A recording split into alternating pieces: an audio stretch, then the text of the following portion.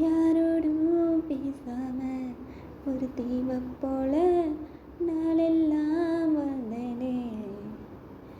வேரோடு சேராத ஒரு பூவை நம்பி வீழ்ந்தேனே.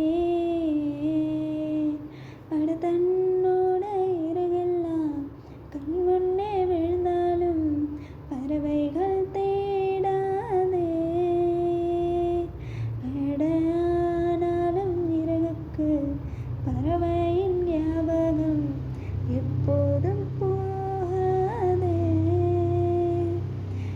ஏனோ பலிகள் மறையலை, ஏனோ அழுதிட தோணல நானோ சிதறிய கண்ணாடி.